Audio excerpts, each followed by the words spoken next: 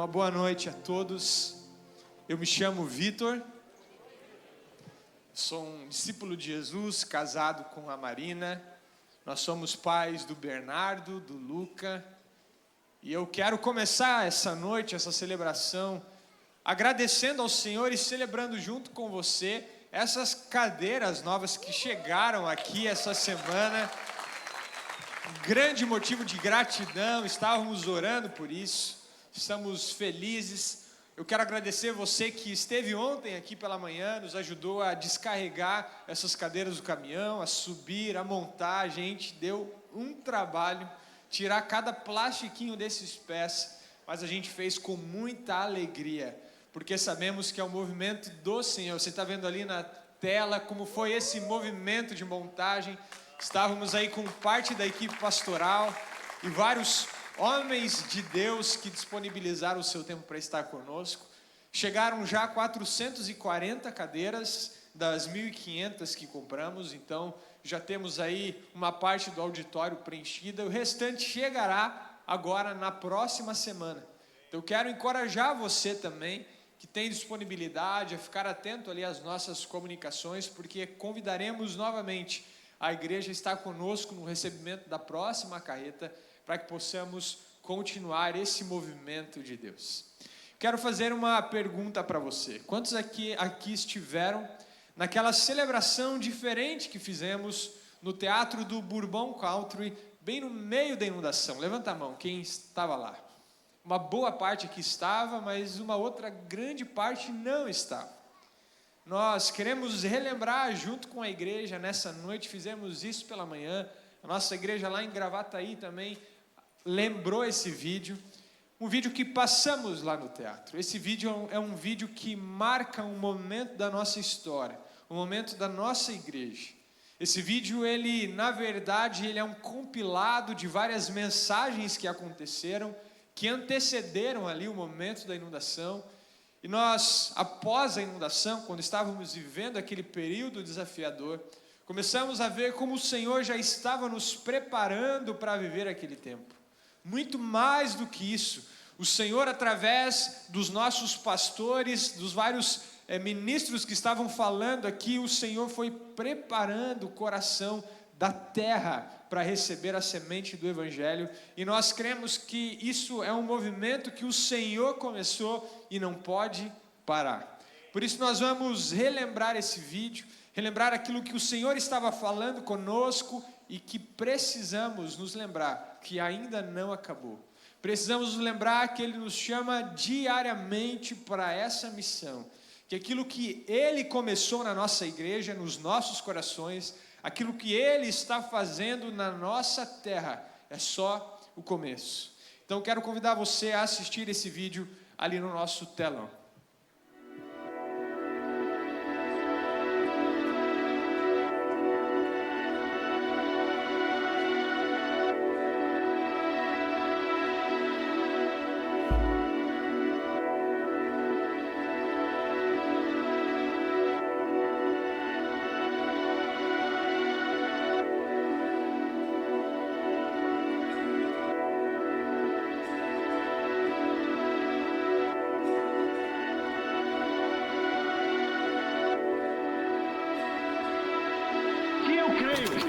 É que quando o povo de Deus se une, o Senhor derrama do céu um poder, uma unção sobre nós, para que nós possamos cumprir o seu propósito na terra. E é por isso que hoje nós precisamos tomar uma decisão aqui coletiva. A decisão é: nós todos convidamos o Senhor para reinar sobre a nossa nação. Nós todos convidamos o Senhor para reinar sobre a minha casa, sobre a nossa casa, sobre tudo que sou e sobre tudo que temos. Amém, gente? Nós estamos dizendo: abre a tua casa, queridos. A tua casa não é só para ser bonita, para você trabalhar durante o dia e voltar e dormir na sua casa, não. A sua casa é para ser um lugar de cura, de milagres, de manifestações da glória e do poder de Deus. Presta atenção: se a tua casa e a minha casa não servir para amar, ela não serve para mais nada, gente. Nós estamos investindo grana em coisas terrenas. Para quê? Para o nosso bem-estar apenas? Não. Deve ser para a cura de pessoas, para milagres de pessoas. E vai dar trabalho, gente, mas vai valer a pena. Vai valer a pena. Eu enxergo pela fé inúmeras casas nesse Rio Grande do Sul abertas. Não é só pela igreja Monte Serra, não. São as igrejas de Jesus abrindo casas nesse estado. Porque há terríveis sofrimentos, há dores, há angústias que eu não posso tirar, você não pode. Mas se nós levarmos essas pessoas para dentro, daí para a presença de Jesus e disser: Jesus, vem, 2 ou 3 reunidos no teu nome, o Senhor está aqui, Ele fará coisas extraordinárias. A Bíblia fala que Ele é nosso sumo sacerdote, que Ele está para nos reconciliar, que Ele está sentado na destra do Pai e que Ele intercede por nós. A Bíblia fala que Jesus é o Rei dos Reis, o Senhor dos Senhores, o Alfa e o Ômega, aquele que governa a tua vida. É tempo de você sair daqui hoje guerreando, sair desse deserto mais poderoso em Deus, mais resiliente, mais fortalecido. Então hoje eu digo para você, no nome de Jesus, não pare no meio do deserto e não desista. Olhe para o poder de Deus que capacitou Jesus, o Espírito Santo dele quer capacitar você. Pai, Tu está ouvindo as nossas orações, Tu estás presente aqui, nós sentimos a Tua presença. Eu te peço, Pai, toca no coração das Tuas filhas, passeia nesse lugar, Senhor, toca na mente, nos corações, Pai, acalmando as tempestades interiores e exteriores. Pai, oro para que o tabernáculo da vida delas, o templo que é a vida delas, um santuário do Senhor, possa estar consagrado ao Senhor e não a outros ídolos, Pai. E Deus está gerando no coração da nossa nação Brasil, e de uma maneira especial no Rio Grande do Sul, onde eu creio que será um estado que Deus há de levantar um grande avivamento e daqui enviar pessoas para o Brasil e fora do Brasil para fazer uma grande diferença nesse mundo. Creio nisso, e não por sermos especiais mais do que o restante do Brasil, não é por isso, é porque chegou o tempo do Rio Grande do Sul. Mas a pergunta é: onde estão os trabalhadores para fazer essa obra? E é por aqui que Deus quer ministrar o nosso coração nessa noite aqui. Nosso desafio de alcançar o Rio Grande do Sul é enorme. Nós estamos entrando nos 7 anos que Deus nos prometeu de multiplicação de discípulos sem precedentes entre nós. E nós precisamos reacender a chama do nosso coração e a nossa visão para que você agarre com as 2 mãos o seu primeiro ministério, que é fazer discípulos. Precisamos olhar para todo esse movimento e desafio e clamar: Espírito Santo, nós queremos essa cidade, nos dá essa cidade, Espírito Santo, nos dá esse estado, nos usa para isso. Se é para abrir minha casa, eu vou abrir. Se é para falar de Jesus nas faculdades, eu vou falar. Mas que o Senhor traga essa cidade para nós, que o Senhor possa converter esses corações para Ti. Que Deus está com os seus olhos voltados para essas casas, para essas pessoas, e percebendo essa busca. Isso que a gente vê no versículo 3 e 4, olha só lá, versículo 3 e 4 diz assim: que certo dia, por volta das 3 horas da tarde, fala comigo, 3 horas da tarde, ele teve uma visão. Olha só, ele teve uma visão e ele viu claramente um anjo de Deus que se aproximava dele e dizia: Cornélio. Atemorizado, Cornélio olhou para ele e perguntou: o que é, Senhor? O anjo respondeu: suas orações e esmolas subiram como oferta memorial diante de Deus. Uau! Essa é a segunda lição para mim que eu vejo desse texto, que à medida que tem muitos Cornélios espalhados nessa cidade, eu creio que Deus está com a sua visão voltada para essas casas e para essas pessoas. Você crê nisso? Atos, capítulo 16, versículo 11. Partindo de Troade, navegamos diretamente para Samotrace e no dia seguinte para Neápolis. Novos movimentos, águas desconhecidas. A missão se torna pessoal quando assumo os riscos da jornada e entro no barco. O relato em Atos descreve que Lídia convenceu Paulo e seus companheiros de viagem a se hospedarem em sua casa. A missão se torna pessoal quando entra na dinâmica da nossa casa e na rotina do nosso lar. Mas eu quero dizer para você hoje, em nome de Jesus, que há uma oportunidade de Deus neste momento para um encontro com Ele. Há uma oportunidade para ouvir uma revelação de Deus pessoal para a sua vida. E há uma oportunidade, uma revelação especial de Deus para a nossa cidade e estado. E nós precisamos clamar por isso.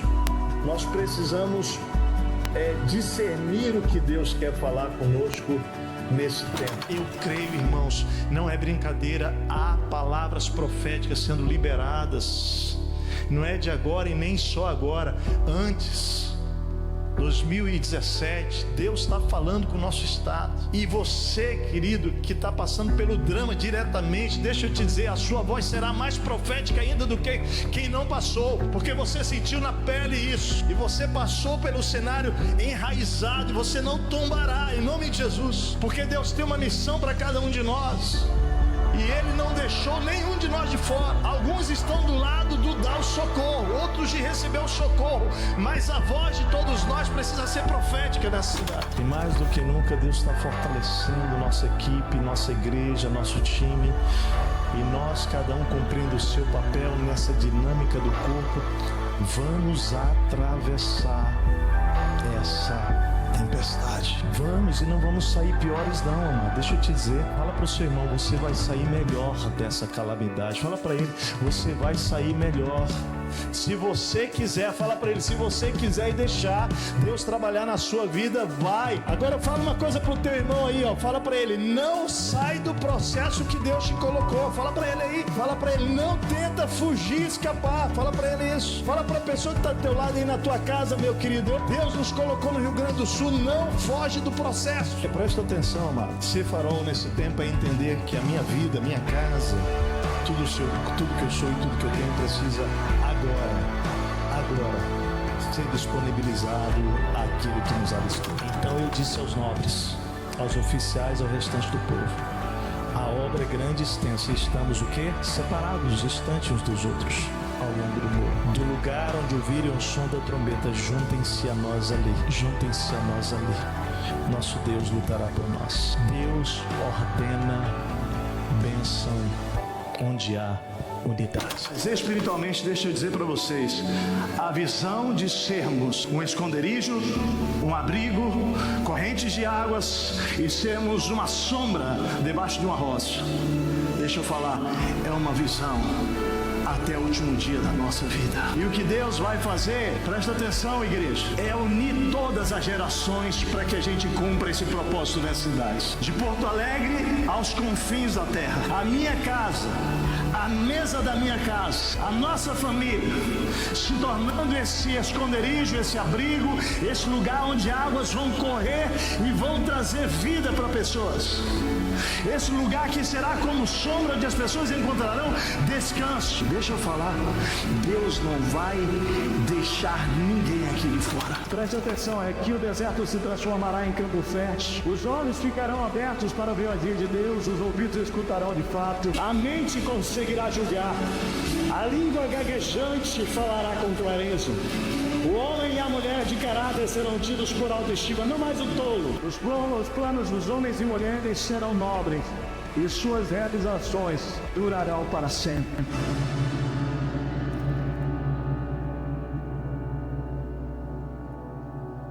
Amém, aleluia. Você pode aplaudir o Senhor. O que nós vemos com esse vídeo é que o Senhor da igreja é Deus. Ele é quem governa a sua igreja. A gente pode fazer um bom planejamento, podemos sonhar, mas é Ele quem governa e quem dirige todas as coisas.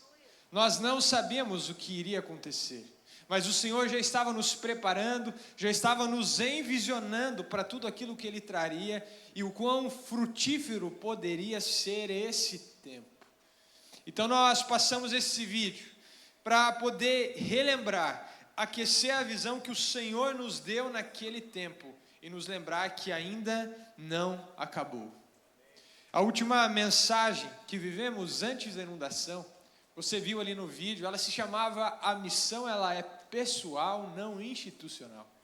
Nós falamos sobre a importância do cumprimento da missão não depender de um prédio.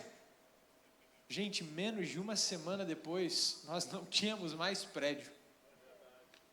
Menos de uma semana depois, o Senhor lhe nos deu um empurrão e falou assim: vocês vão cumprir a missão de forma pessoal e não mais institucional. Nós perdemos o nosso prédio, ficamos mais de 30 dias sem poder voltar aqui e tivemos que aprender na marra a viver uma missão pessoal, uma missão que acontece quando nós, como discípulos de Jesus e nascemos de novo, nós cumprimos a partir da nossa casa. Já passaram 6 meses desde a inundação, desde esse tempo. Chegamos agora ao último mês do nosso ano. Como passou rápido. Daqui a 24 dias apenas, nós estaremos em 2025. Você já parou para pensar que a pandemia ela já aconteceu há 5 anos atrás? Você já parou para pensar que daqui a um pouco nós estaremos tão perto de 2050 quanto foi os anos 2000? O tempo está passando, o tempo está voando, e isso nos gera um sentimento de urgência. Isso tem despertado em nós um pensamento de que precisamos rever aquilo que estamos fazendo com a nossa vida hoje. O que nós estamos fazendo com a nossa vida aqui na terra. A Bíblia ela vai nos dizer que a vida ela é um sopro. Por isso nós precisamos escolher muito bem naquilo que nós investiremos o nosso tempo, naquilo que nós vamos gastar a nossa vida. Quero levar você a fazer uma reflexão nesse momento. Pense em tudo aquilo que hoje ocupa o seu dia. Pense na sua rotina. Na segunda, na terça, na quarta-feira, desde o momento em que você acorda.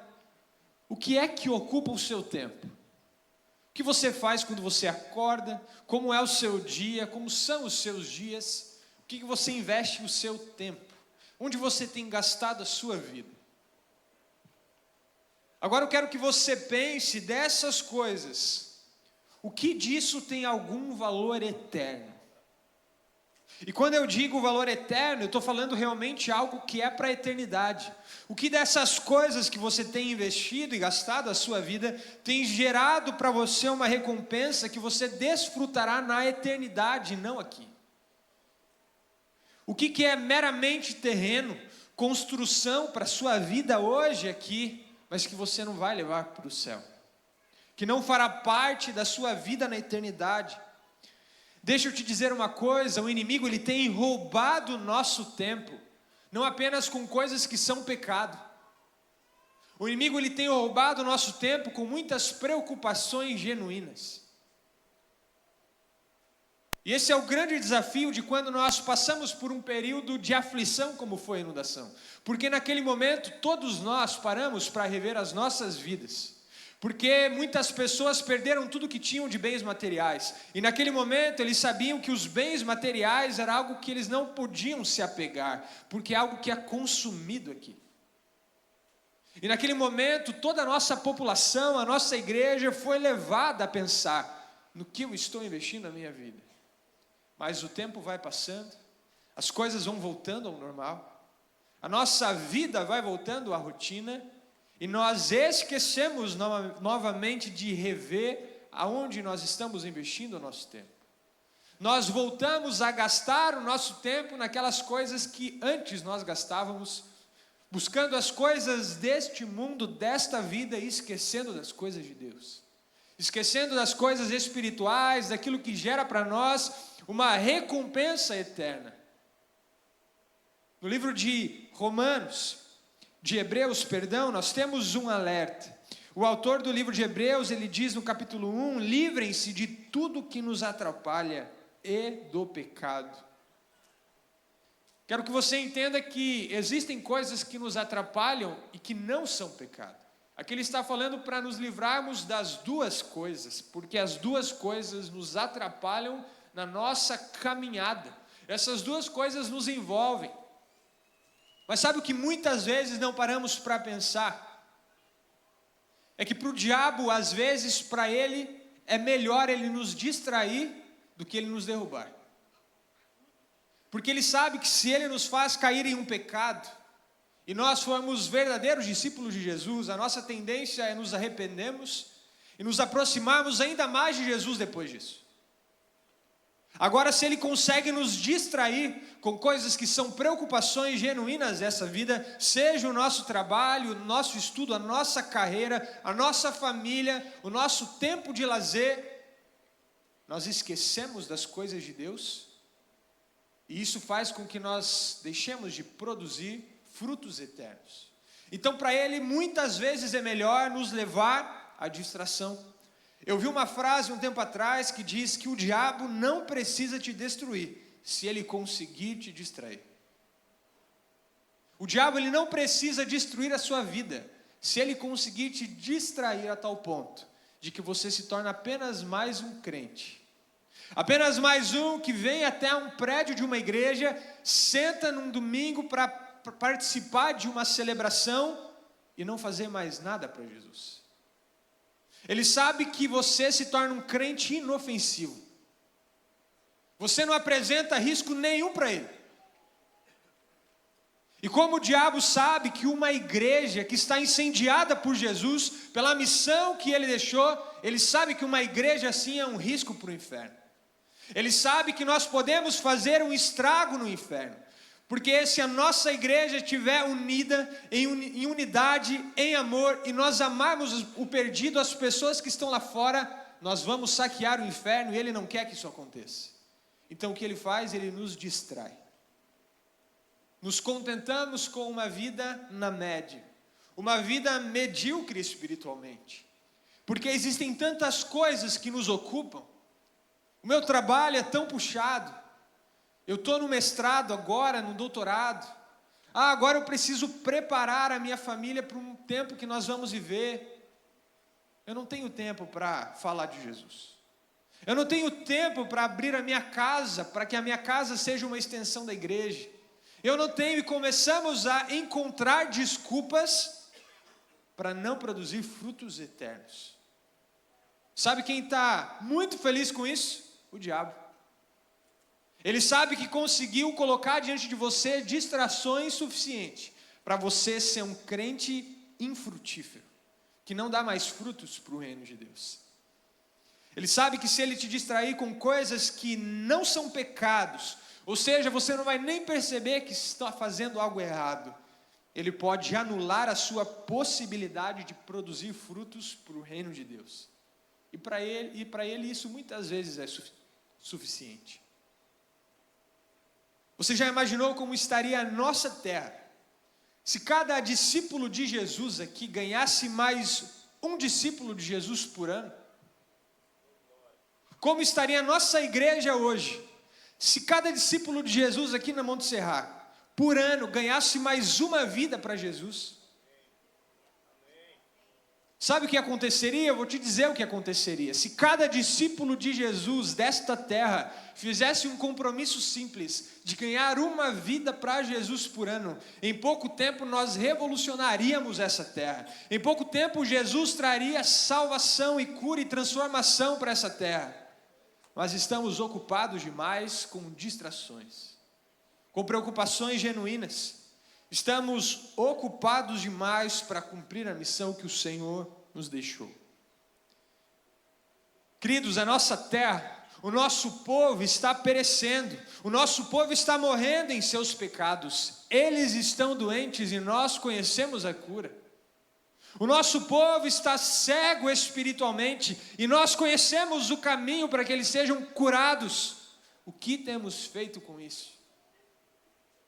O que estamos fazendo com essa cura que carregamos em nós? O que nós vimos nesse vídeo foi um movimento de Deus, não de homens. Um movimento profético onde Deus estava preparando um povo para ser voz nesse tempo, nessa terra. Deus está preparando um povo de discípulos deles, que não é apenas a Monte Serra, é a igreja de Jesus unida nessa cidade, para poder trazer transformação a essa terra. Mas para isso precisamos parar de olhar apenas para dentro das quatro paredes. Precisamos olhar para o perdido, para aquele que precisa de cura, para os cegos espirituais da nossa terra. E quando nós fazemos isso, não há nada que possa parar a igreja do Senhor.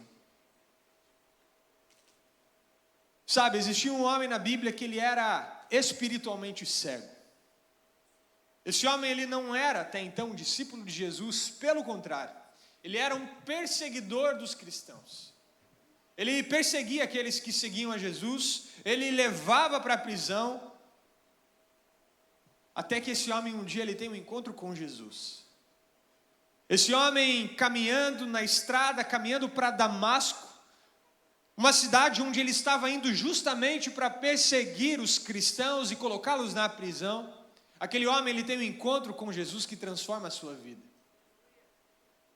Mas naquele momento que ele encontra Jesus, ele cai por terra e toda a cegueira espiritual que ele carregou por toda a sua vida é materializada em uma cegueira física. E naquele momento Saulo, ele fica cego.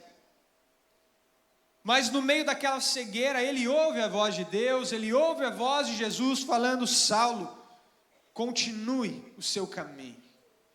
E lá em Damasco você vai encontrar um homem chamado Ananias.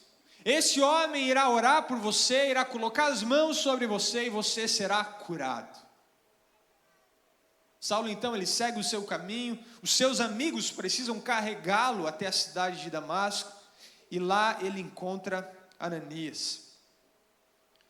O restante dessa história eu gostaria de ler com você na palavra de Deus. Você pode abrir a sua Bíblia no livro de Atos, capítulo 9, e vamos ler juntos do verso 10 em diante.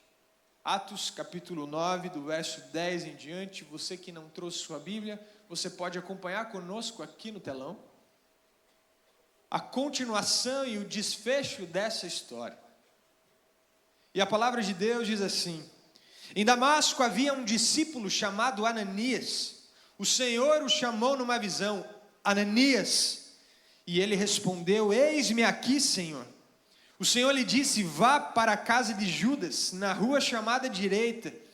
Pergunte por um homem de Tarso chamado Saulo. Ele está orando e numa visão ele viu um homem chamado Ananias chegar, impor-lhe as mãos para que ele pudesse voltar a ver. Respondeu Ananias então: Senhor, eu tenho ouvido muita coisa a respeito deste homem, de todo o mal que ele tem feito aos seus santos em Jerusalém. Inclusive ele chegou aqui com autorização dos chefes dos sacerdotes para prender todos os que invocam o seu nome. Mas o Senhor disse para Ananias: vá, este homem é o meu instrumento escolhido para levar o meu nome perante os gentios e seus reis e perante o povo de Israel. Mostrarei a ele o quanto deve sofrer pelo meu nome.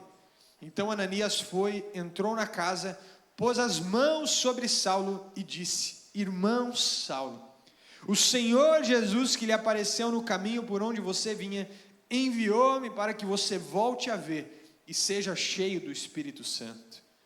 Imediatamente, algo como escamas caíram dos olhos de Saulo e ele passou a ver novamente. Levantando-se, foi batizado e depois de comer, recuperou as forças. Pai querido, obrigado pela tua palavra, que é viva e eficaz. Obrigado porque somente ela já seria suficiente para transformar as nossas vidas. Mas nos ajuda, Pai, com teu Espírito Santo a nesse tempo compreendermos aquilo que o Senhor quer falar conosco hoje, que a tua palavra possa nos transformar. Assim nós oramos em nome de Jesus.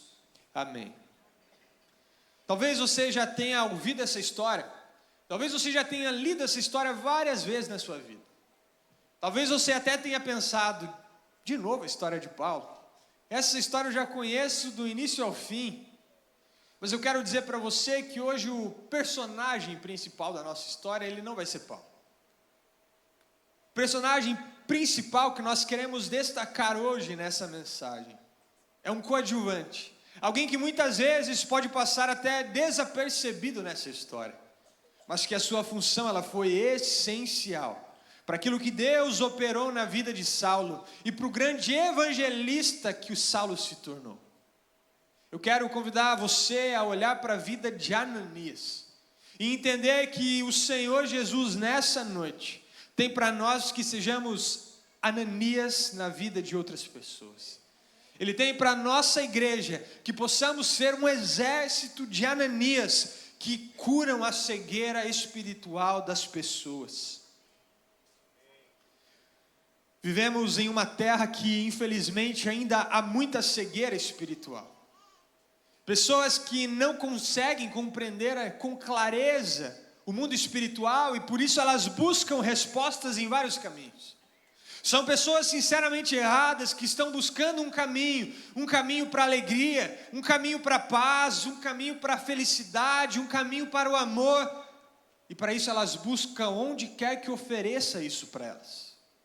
Mas isso vai abrindo portas espirituais na vida dessas pessoas e elas vão se tornando cada vez mais cegas espiritualmente.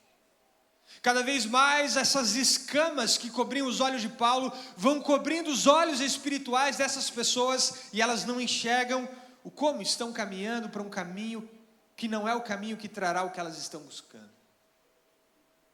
Elas estão buscando um caminho, mas a palavra de Deus vai nos dizer que só há um caminho para a salvação e esse caminho é Jesus, não existe nenhum outro. Mas muitas pessoas estão cegas espiritualmente e não conseguem enxergar esse único caminho.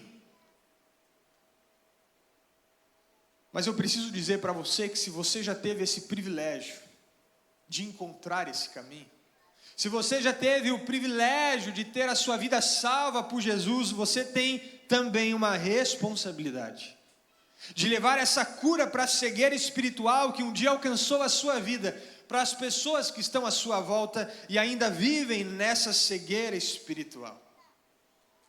E junto com Ananias, com a vida desse homem, esse discípulo de Jesus, nós podemos aprender algumas lições que vão nos ajudar a sermos instrumentos de cura para a cegueira espiritual das pessoas que estão à nossa volta.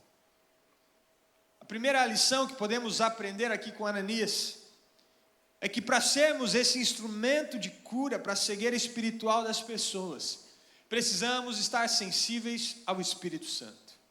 Seja sensível ao Espírito Santo. Não há como ser usado como instrumento de cura se a sua vida, se o seu coração não está sensível à voz do Espírito.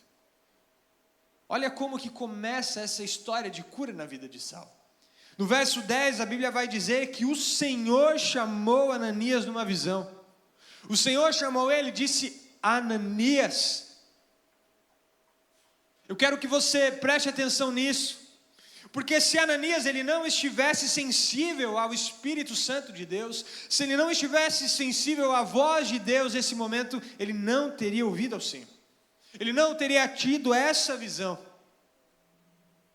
Quando nós queremos viver o sobrenatural do Senhor na nossa vida, precisamos buscar estar sensíveis à sua voz.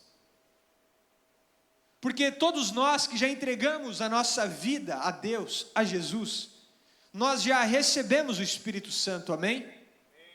Se você creu em Jesus como único e suficiente Salvador da sua vida, você recebeu o Espírito de Deus para habitar na sua vida.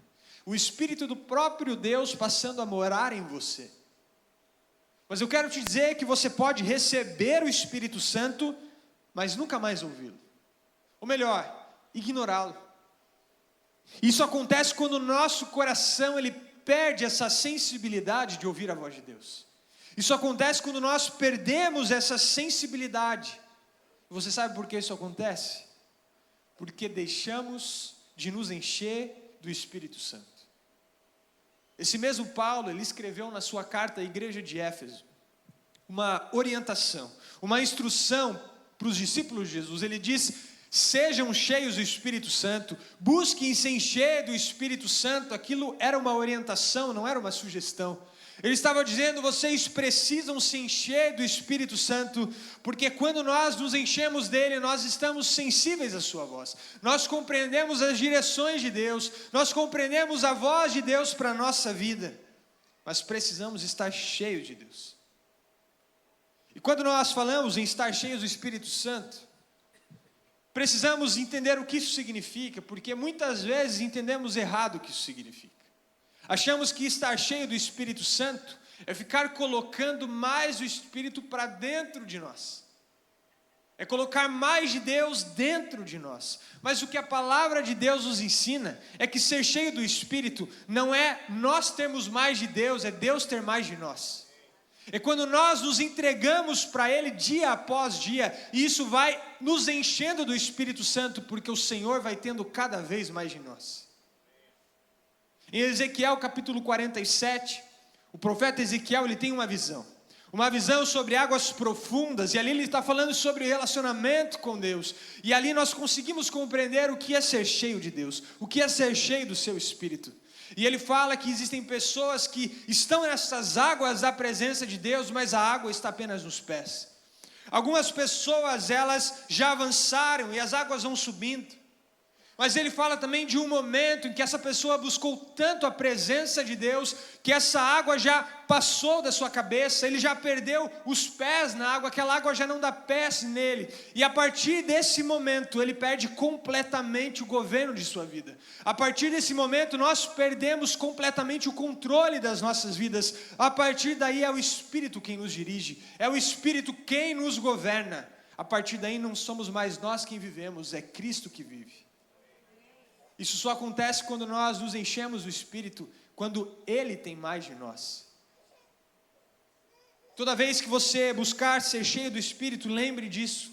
Senhor, que o Senhor tenha mais de mim a cada dia, que eu possa me entregar mais a cada dia, que eu possa buscar mais as coisas do alto, as coisas do Senhor a cada dia, porque ser cheio do Espírito é perder o controle. Ser cheio do Espírito é Ele ter tudo de você e Ele governar a sua vida.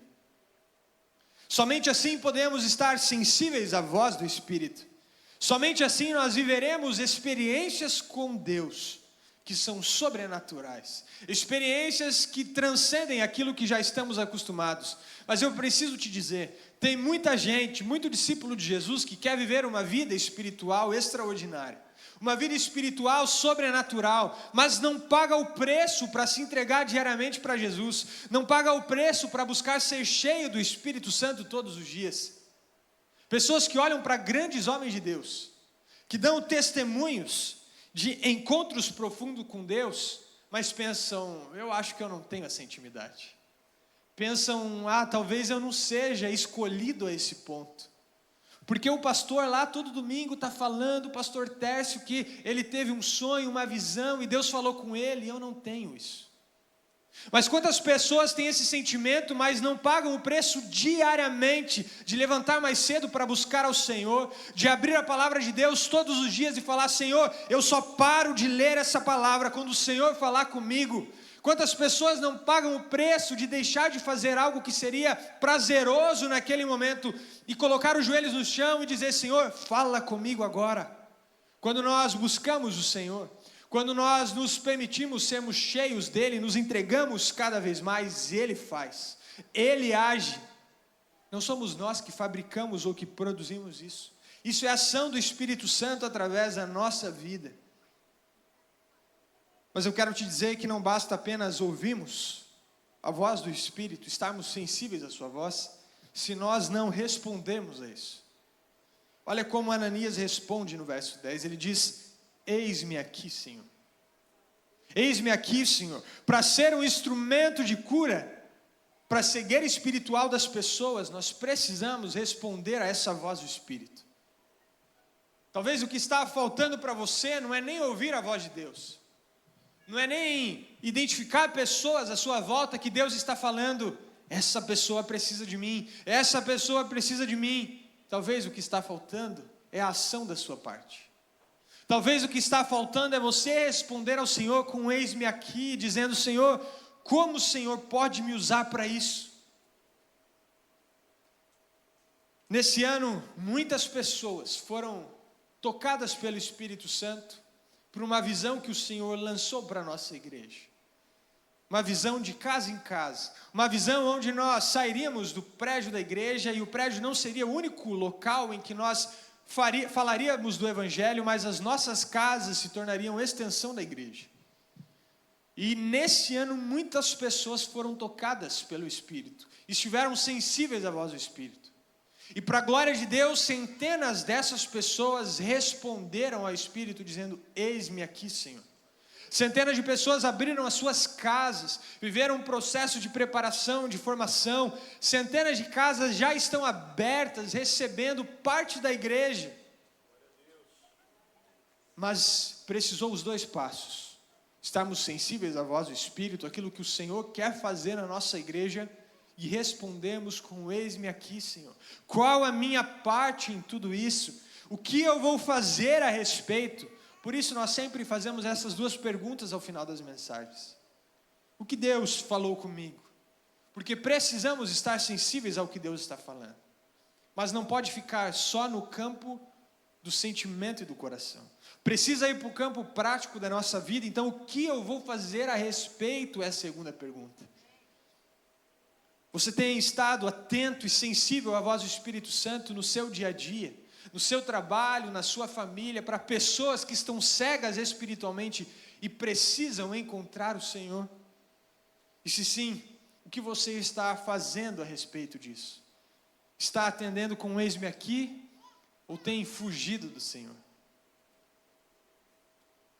Uma outra lição que aprendemos com Ananias nesse texto é que para levarmos cura, para a cegueira espiritual de pessoas, precisamos acreditar até mesmo nos mais improváveis.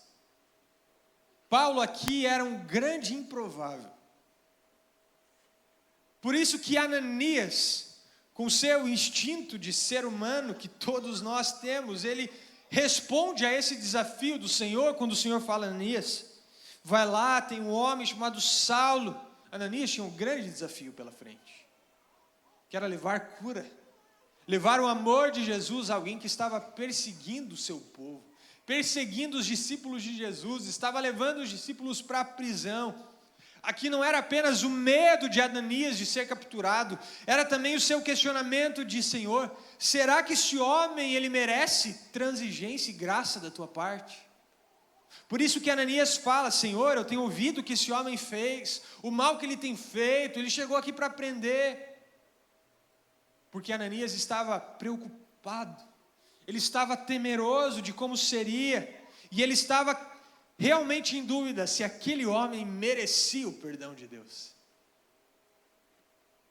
Nós agimos da mesma forma, mas muitas vezes não avançamos para a segunda etapa que Ananias avançou. Porque o Senhor respondeu a Ananias. O Senhor disse assim: vá, este homem é o meu instrumento escolhido, porque Deus usa os improváveis. Deus, ele é especialista em usar os improváveis. Não cabe a nós julgarmos pessoas que estão à nossa volta e que aos nossos olhos são pessoas que não têm mais jeito. São pessoas que aparentemente, humanamente, já tiveram as suas chances, que são improváveis de produzirem algum fruto no reino de Deus. Mas não se esqueça de que Deus é quem transforma. Não somos nós, não é a nossa oratória, não somos nós que convencemos. E eu quero dizer para você que talvez hoje está do outro lado da história. Talvez você chegou aqui e nesse momento você está se considerando um improvável. Você está pensando: eu acho que para mim não tem perdão. Eu acho que para mim não tem jeito. Eu acho que os meus pecados, eles não têm mais como ser perdoados. Eu feri muita gente, eu magoei muita gente. Eu preciso te falar, o nosso Deus, o Deus a quem nós acreditamos e confiamos, ele é especialista em transformar essas histórias. Nós temos inúmeras histórias aqui de pessoas que chegaram completamente quebradas e destruídas e o Senhor as restaurou. Pessoas completamente improváveis que o Senhor tem usado, sabe por quê? Porque esses são os que Deus mais gosta de usar. Nós somos os improváveis aqui. Eu já fui um improvável um dia. Temos dezenas e centenas de improváveis aqui que o Senhor já tem usado para o seu reino. Se o Senhor colocar alguém no seu caminho, seja no seu trabalho, seja na sua família, alguém que hoje está cego espiritualmente, você pensar: mas essa pessoa não quer saber de Jesus. Essa pessoa aí, ela não adianta. Lembre-se que Paulo também não queria saber de Jesus. Pelo contrário, Paulo estava indo para Damasco para perseguir os discípulos de Jesus. Isso nos mostra que a salvação, ela é uma obra exclusiva de Deus. Nós somos instrumentos de Deus, mas nós não temos o poder de reconciliar ninguém com Deus. Paulo mesmo escreveu isso em 2 Coríntios 5,18, ele diz que tudo isso vem de Deus. E ele vai falar que aquele que nos trouxe de volta para si por meio de Cristo e nos encarregou de reconciliar outros com Ele, Deus é aquele que nos reconciliou com Ele através de Cristo. O sacrifício de Cristo é o único que pode nos reconciliar com Deus. Não há nenhuma ação humana, não há nenhuma obra que nós podemos fazer para que isso aconteça no mundo espiritual. E quando nós entendemos isso, nós sabemos que não há limite para o que Deus pode fazer. Nós entendemos que não podemos desenganar pessoas espiritualmente, como se elas não tivessem mais jeito, porque o Senhor pode dar jeito em todas as pessoas. Tivemos na nossa equipe pastoral, por muitos anos, um desses grandes improváveis. Quem aqui conheceu o pastor Ranulfo? Pastor Ranulfo, o testemunho dele é maravilhoso. Para você que não conhece, resumidamente, o Ranulfo ele já foi bandido, ele já foi ladrão, já esteve preso, já esteve em quadrilha. Mas para quem conheceu o Ranulfo, já um grande homem de Deus aqui, pode não imaginar que por muito tempo da sua vida ele era um desses improváveis, alguém que não tinha mais jeito, alguém que não havia o que podia ser feito para que ele fosse salvo, mas alguém acreditou nele. Alguém acreditou num improvável, alguém falou de Jesus para ele, alguém não desistiu dele, até que um dia, assim como Saulo, ele teve um encontro com Jesus, e esse encontro transformou a sua vida. Hoje ele é um homem de Deus, que prega, abençoa o reino de Deus, tem desenvolvido um ministério lindo lá em Curitiba, da Cristolândia, que cuida, que restaura a vida de dependentes químicos, homens e mulheres. Pessoas que a sociedade está dizendo que não tem mais jeito, mas não há um ser humano nesse mundo, não importa o quão imoral e pecador que ele seja, que Deus não possa dar um jeito. Não há, não há. Então, se você está com dificuldades de levar cura para a cegueira espiritual de certas pessoas que o Senhor tem te apresentado, lembre-se de Jesus. Lembra da nossa placa aqui na frente do nosso prédio, proibida a entrada de pessoas perfeitas? Essa placa nada mais é do que um reflexo do ministério de Jesus. O ministério de Jesus foi buscar pessoas imperfeitas, levar o reino de Deus para pecadores, para aqueles que a sociedade dizia que não tinham mais jeito. Esses são aqueles que nós precisamos buscar. Sabe, os mais complicados, aqueles que vieram à tua mente agora que você falou, Senhor, será que eu consigo? Esses são aqueles que o Senhor quer que você busque, que você resgate, que você leve a cura para a cegueira espiritual deles. Não importa o quanto eles resistam, não importa o quanto eles neguem, acredite. Hoje pela manhã, após a mensagem, uma irmã da nossa igreja me procurou, falou como Deus tinha falado com ela, e ela é uma discípula de Jesus e tem orado há muito tempo pelo seu marido. E ela falou assim: o meu marido é batuqueiro. Eu tenho orado, eu tenho clamado a Deus, mas está difícil. Mas ela não tem desistido, ela tem amado. E eu falei para ela, eu creio. Eu creio que o Senhor pode curá-lo. O Senhor pode tirar essas escamas que hoje o cegam. E eu vou dizer mais para vocês, eu creio que um dia esse homem pode ser um grande homem de Deus, um pregador do Evangelho, alguém que levará muitas pessoas a Cristo, porque não existem improváveis que o Senhor não possa dar jeito. Não existem pecadores que o Senhor não possa perdoar.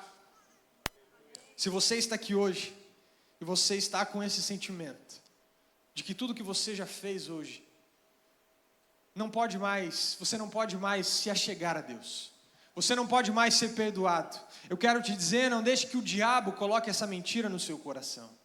Porque o sacrifício de Jesus está à sua disposição. Ele exige muito de nós. Mas não é dinheiro, não são bens. O que o Senhor pede é que a nossa vida seja entregue a Ele. E a partir daí, Ele é quem governa a nossa vida. Mas eu vou te dizer que não há escolha melhor do que essa. Você pode perguntar para qualquer pessoa aqui que já entregou a sua vida para Jesus um dia, se ela se arrepende dessa decisão, se ela preferiria a sua vida antes de conhecer a Cristo. Eu vou responder já por todas essas pessoas. Não há nada melhor nessa vida do que entregarmos a nossa vida a Jesus, sermos transformados por Ele. Como você tem olhado para os improváveis ao seu redor? Como você tem olhado para aqueles que, aos olhos humanos, cometem pecados gravíssimos, com julgamento, com compaixão, misericórdia? Como tem sido a sua resposta? Eu quero te encorajar a partir de hoje, cada pessoa que você olhar e vier um sentimento do teu coração de que essa pessoa é uma grande pecadora, um grande pecador, que você olhe com amor, que você olhe com compaixão, que a cada uma das pessoas que você vê entrar no prédio da igreja, às vezes para você é uma vestimenta que não deveria estar aqui dentro, às vezes o jeito da pessoa não combina com o que está aqui dentro, mas eu vou te dizer, são por essas pessoas que Jesus veio. Eu vou te dizer que aquilo que elas são exteriormente só revelam a cegueira espiritual que elas carregam, e nós temos a cura. O lugar dessas pessoas não é longe daqui, é aqui dentro, aqui que nós vamos amá-las, que nós vamos apresentar a verdade do Evangelho. Se você tem dificuldade de chamar para dentro da tua casa pessoas que você considera pecadoras demais, talvez está faltando você voltar lá para os evangelhos e ver como Jesus tinha o prazer e a alegria de sentar com os pecadores, de sentar à mesa com aqueles que a sociedade rejeitava, aqueles que os mestres da lei diziam que não se podia sentar porque seriam contaminados. Esse é o ministério de Jesus, esse é o ministério que nós cremos e acreditamos. E por último, para ser instrumento de cura para a cegueira espiritual, que está muito conectado com essa segunda lição, é que nós precisamos amar essas pessoas. A terceira lição é: ame. Diz para quem está do seu lado: ame.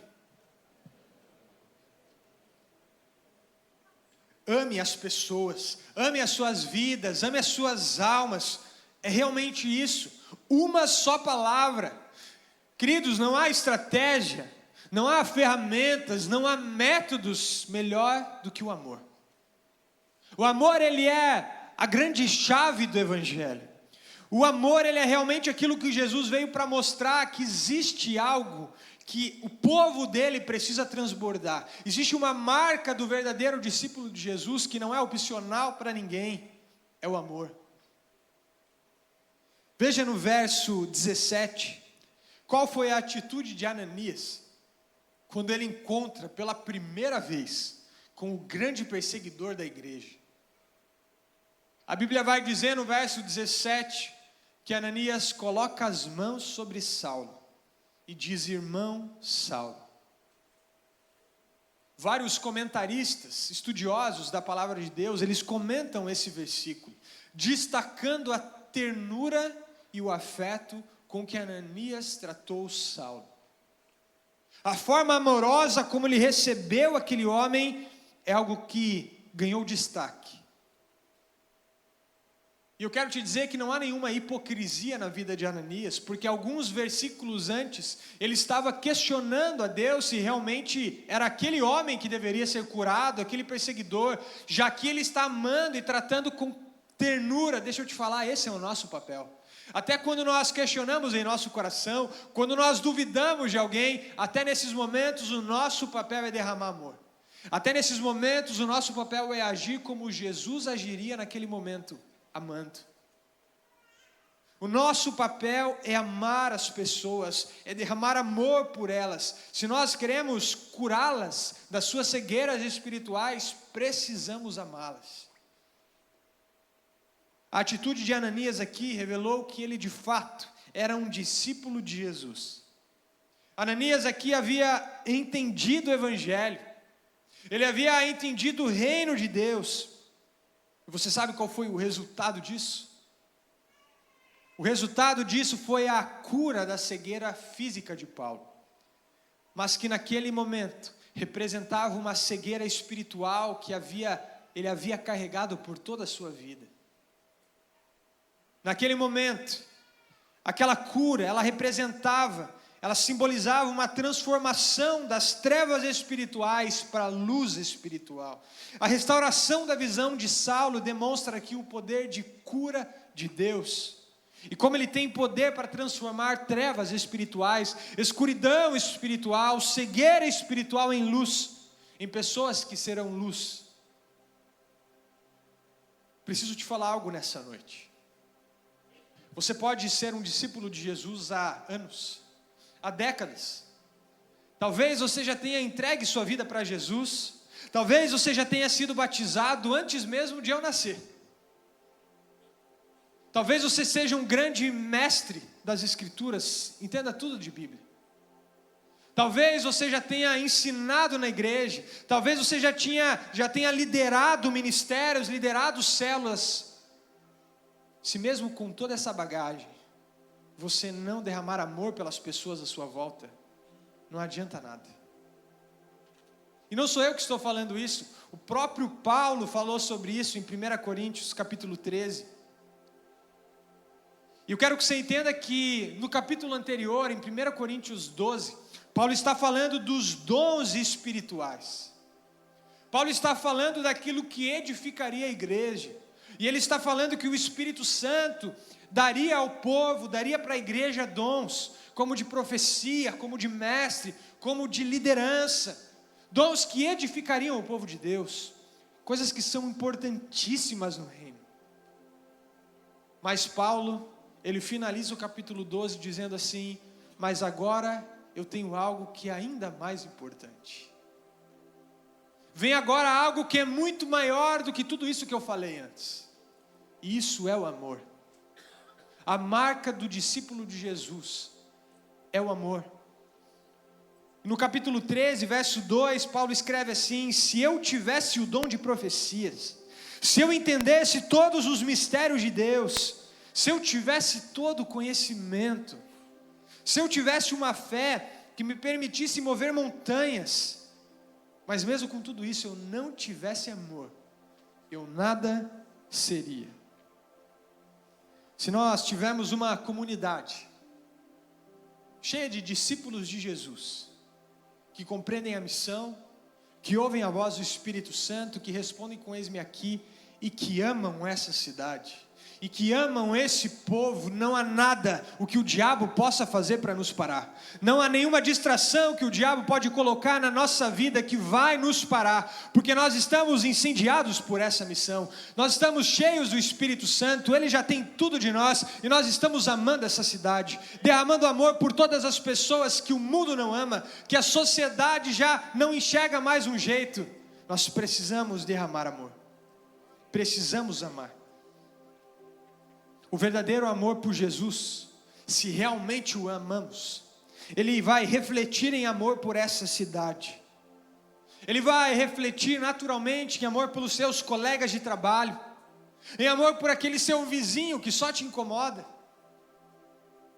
Precisamos derramar esse amor de Jesus na vida das pessoas. O nosso amor por Jesus, o meu e o seu amor por Jesus, precisa nos levar a buscar o perdido. Precisa nos levar a buscar aqueles que ainda não o conhecem. Porque que tipo de amor seria esse? Que não nos leva a desejar e buscar a salvação daqueles a quem Jesus tem compaixão. Que tipo de amor seria esse que nós temos por Jesus? Que não se preocupam com aqueles que Jesus se preocupa. Que não ama aqueles que Jesus ama, que não quer salvar aqueles que Jesus quer salvar. Então, se nós o amamos, não temos opção. Nós precisamos derramar esse amor por essas pessoas. Quando nós sabemos que se trata de céu e inferno, salvação e inferno, estamos falando do destino eterno de uma pessoa. Quando sabemos que se trata disso, o simples respeito por essas pessoas ao nosso redor deveria nos fazer mover tudo o que estivesse ao nosso alcance para trazer essas pessoas para Cristo. Só há uma forma de curar a cegueira espiritual das pessoas, amando-as como Jesus as ama. amando-as como Jesus nos amou um dia e ainda nos ama. O amor pelo perdido precisa nos mover. O amor deve ser a nossa motivação. Como você quer chegar em dezembro de 2025? Temos um ano pela frente. Como você quer chegar daqui a um ano, no final do próximo ano? Tendo construído e conquistado mais coisas deste mundo, acumulando para você mais tesouros que um dia serão consumidos aqui, ou você quer chegar em dezembro do próximo ano e dizer: Senhor, eu glorifico o teu nome, porque esse ano eu produzi frutos espirituais eternos, eu levei vidas para Cristo, eu consegui levar cura para a cegueira espiritual de pessoas à minha volta. Como você quer chegar no próximo ano? Será que podemos fazer um compromisso com o Senhor, de no próximo ano ganhar pelo menos uma vida para Jesus? Levar para a nossa casa, para o nosso dia a dia, ganhar essa pessoa para Jesus, integrá-la em uma igreja? Será que é um desafio grande demais para cada um de nós? Não deixe mais que as distrações deste mundo, sejam elas pecado ou não, que elas impeçam você de cumprir essa missão, de amar pessoas e de levar a cura para a cegueira espiritual delas. Para concluir, quero compartilhar com vocês uma história que eu ouvi recentemente.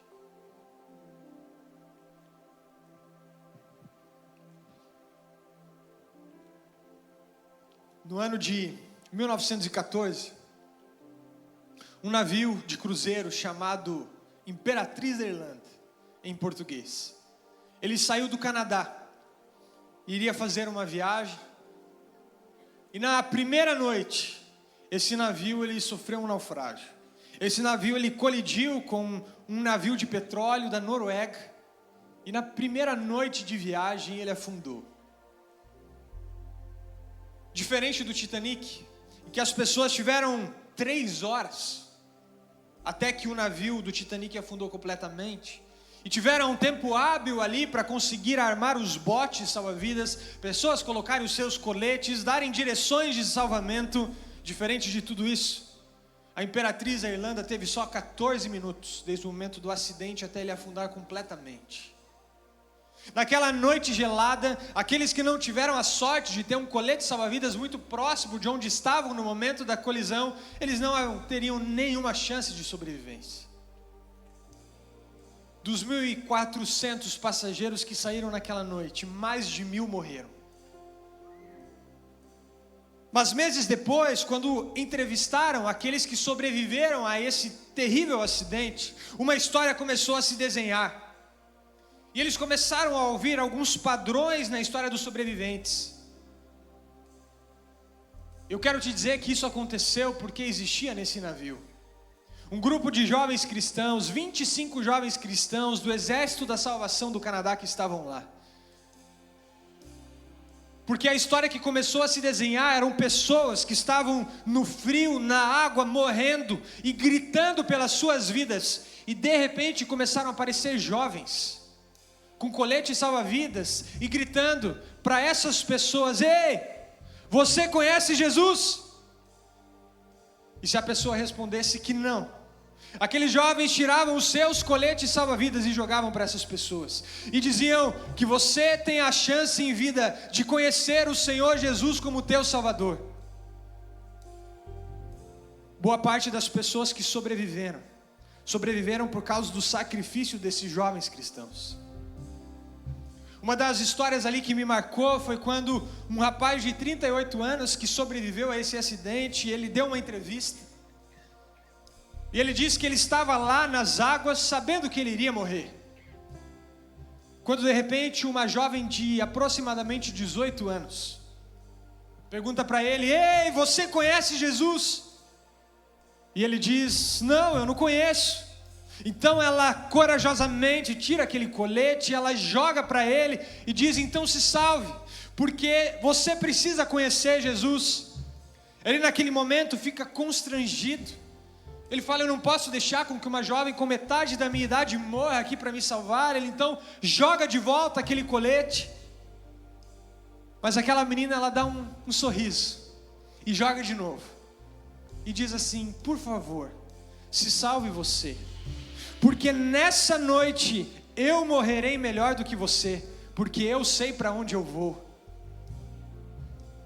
Igreja, nós sabemos para onde nós vamos, nós sabemos para onde estaremos indo um dia, e é um lugar de glória, é um lugar alegre, é um lugar que vamos desfrutar da presença do nosso Deus, da presença de Jesus. Passaremos uma eternidade de alegria ao lado dele, não haverá mais sofrimento, não haverá mais dor. Isso é o que nos aguarda. Nós sabemos qual é o nosso final. Mas lá fora existem pessoas gritando, clamando por suas vidas, que estão chorando porque irão morrer e elas não sabem para onde elas irão, ou elas acham que irão para lugares que elas não vão. Elas estarão no inferno chorando e clamando, e você está ao redor dessas pessoas. Você tem a cura, você tem o colete salva-vidas que pode ser jogado para eles e pode dizer: ei, salve sua vida. Jesus está à sua disposição. Encontre Jesus. Nós temos a cura, nós temos a resposta, nós temos o caminho. O que falta para levarmos a salvação para a vida dessas pessoas? Quando eu estava escrevendo essa mensagem, eu comecei a chorar, e eu comecei a chorar por almas de pessoas perdidas, por pessoas que estão caminhando para o inferno, que estão morrendo. E eu falei: Jesus, que não passe uma pessoa em minha vida que eu não vá deixar a marca de Cristo, que não chegue uma pessoa lá no inferno e chore e grite dizendo: por que o Vitor não falou de Jesus para mim? Nós não temos poder para salvar ninguém. Não está nas nossas mãos o poder de convencer, mas nós temos o Espírito Santo em nós, e é através do poder do Espírito Santo que essas pessoas serão convencidas, é através do Espírito Santo que elas se converterão ao Senhor. Então ore, então clame, interceda, peça que o Senhor prepare o caminho, coloque oportunidades para que você possa jogar o seu colete salva-vidas para essas pessoas. O Mestre a quem nós servimos, Jesus, Ele se esvaziou de toda a sua glória, se fez homem como nós, entregou a sua vida. E o que Ele espera é que nós, como seus discípulos, possamos agir como Ele, e se necessário entregarmos a nossa vida para salvar aqueles que precisam de salvação.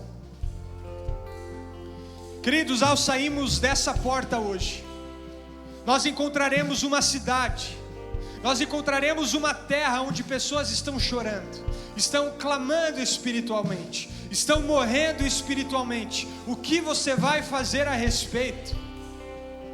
Não busque mais nada na sua vida a não ser cumprir aquilo que o Senhor nos deu.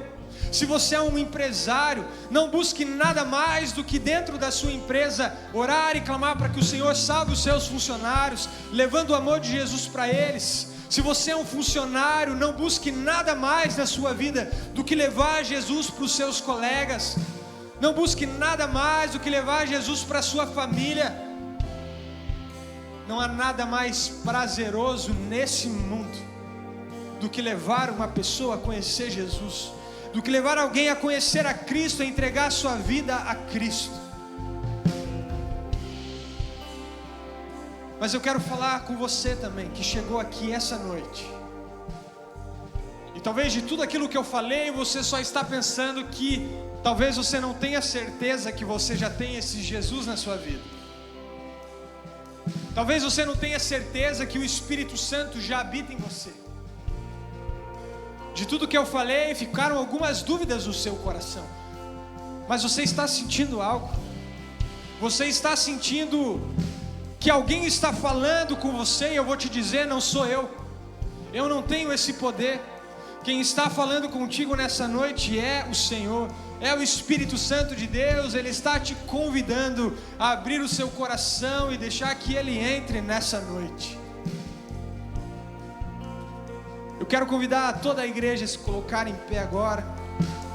Todos podem ficar em pé, e eu quero orar com aqueles que nessa noite querem fazer uma oração de entrega. entregando as suas vidas para Jesus, dizendo: Jesus, eu quero abrir meu coração, eu quero que o Senhor governe a minha vida, Espírito Santo, entra na minha vida. Talvez você até chegou aqui hoje achando que você já tinha salvação,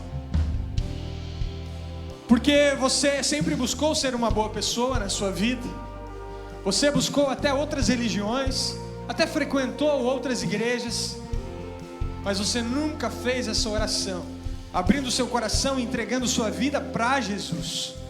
Nessa noite o Senhor está te dando essa oportunidade. E quando nós fazemos isso, fazemos essa oração de entrega, eu quero te dizer que nós recebemos do Senhor pelo menos 3 presentes. Primeiro presente, o perdão de todos os nossos pecados. Não importa o quão improvável você seja hoje, não importa os pecados que você já cometeu toda a sua vida, todos eles, no momento em que você faz essa oração, eles são perdoados pelo Senhor, porque Ele já morreu por esses pecados. O segundo presente é o Espírito Santo de Deus. No momento em que fazemos essa oração, o Espírito de Deus passa a habitar dentro de nós. Ele passa a fazer morada em nós, e nós temos a presença de Deus todos os dias conosco. E o terceiro presente é a vida eterna. É o privilégio de sabermos qual é o nosso final. É o privilégio de, assim como aqueles jovens, entregarem as suas vidas se necessário e saberem que o final será glorioso, que o final será maravilhoso, porque quando nós fazemos essa oração, nós herdamos de Deus a vida eterna, o privilégio de passar a nossa eternidade ao lado do Criador. Convidar todos a fecharem os olhos agora, e se você quer fazer essa oração pela primeira vez, você pode repetir junto comigo: Senhor Jesus, obrigado pela Tua palavra, obrigado por me amar. Pai, eu reconheço que sou pecador e preciso do Teu perdão. Eu me arrependo hoje dos meus pecados. Eu abro meu coração para Ti. Entra na minha vida nessa noite. Eu quero receber o Espírito Santo e quero que o Senhor governe a minha vida. Em nome de Jesus. Amém. Alguém aqui nesse auditório que fez essa oração pela primeira vez? Eu quero que você só dê um sinal com a sua mão. Amém, aleluia lá atrás, aleluia, louvado seja o Senhor. Mais alguém? Aleluia aqui à frente. Mais alguém? Amém, aleluia. Mais alguém fez essa oração pela primeira vez? Amém, aleluia, louvado seja o Senhor. Quero pedir algo muito especial para você. Quero poder orar pela sua vida. E de forma muito especial eu quero cumprimentar você, te dar um abraço. Então eu vou pedir para que você venha até aqui à frente. Eu estou descendo as escadas para que eu possa te cumprimentar. Se você viu alguém que levantou a mão, traz junto aqui para frente. Seja esse Ananias na vida dessa pessoa, traga ele até aqui. Se você tomou essa decisão, pode vir até aqui. Eu quero te cumprimentar. Seja bem-vinda à família de Cristo. Seja bem-vindo. Amém. Amém. Tiveram mais pessoas, podem chegar sem constrangimento, aleluia. Seja bem-vindo à família de Cristo. Seja bem-vindo. Amém, amém. Seja bem-vindo à família de Cristo. Seja bem-vindo. Amém. Temos mais alguém? Estão chegando. Amém. Temos mais algumas pessoas chegando. Você pode aplaudir ao Senhor por esses novos discípulos de Jesus. Amém, aleluia, aleluia. Sejam todos bem-vindos à família de Cristo. Sejam bem-vindos, sejam bem-vindos. Amém.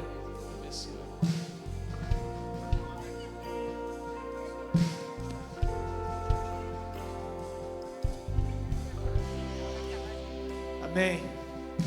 Quero poder orar com vocês. A oração mais importante vocês já fizeram. A oração que vocês fazem para o Senhor é a mais importante.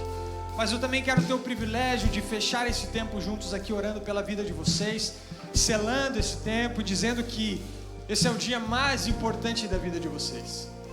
Vocês tiveram um nascimento natural um dia, e hoje chegou o grande dia, o glorioso dia, como nós cantamos, em que vocês nasceram espiritualmente. E a partir desse dia vocês não estarão mais sozinhos, porque o Espírito Santo de Deus habitará em vocês. Vocês podem fechar os olhos. Pai querido, obrigado porque houve salvação nessa noite, o milagre da salvação. Pai, nós não podemos fabricar isso, nós não podemos produzir isso, isso vem de Ti, vem do Senhor. Obrigado porque o Senhor olhou com misericórdia para nós nessa noite e derramou sobre nós o Teu Espírito. Obrigado por cada novo discípulo que foi acrescentado aqui nessa noite ao Teu rebanho. Pai, que essas pessoas hoje sejam seladas pelo Teu Espírito, recebam o Espírito de Deus, que a partir de hoje o Senhor caminhe com eles todos os dias, governe a vida deles. Pai, que tudo aquilo que eles precisam abrir mão a partir de agora, eles possam fazer com alegria, gastando as suas vidas aos Teus pés. Os abençoa, abençoa as suas famílias, e assim eu oro em nome de Jesus, amém. Quero fazer um último pedido para vocês. Eu não consigo aqui ouvir cada um de vocês, poder orar individualmente por cada um de vocês, mas nós temos um time de pessoas que querem amar vocês, querem ouvir quais são os pedidos de oração que vocês têm, querem ajudar vocês. Esse time está ali naquela porta ali, deem um tchauzinho ali. Então eu vou convidar vocês a irem ali, vocês farão uma oração junto com eles e depois vocês retornam para a nossa celebração. Amém? Vocês podem chegar ali na nossa sala.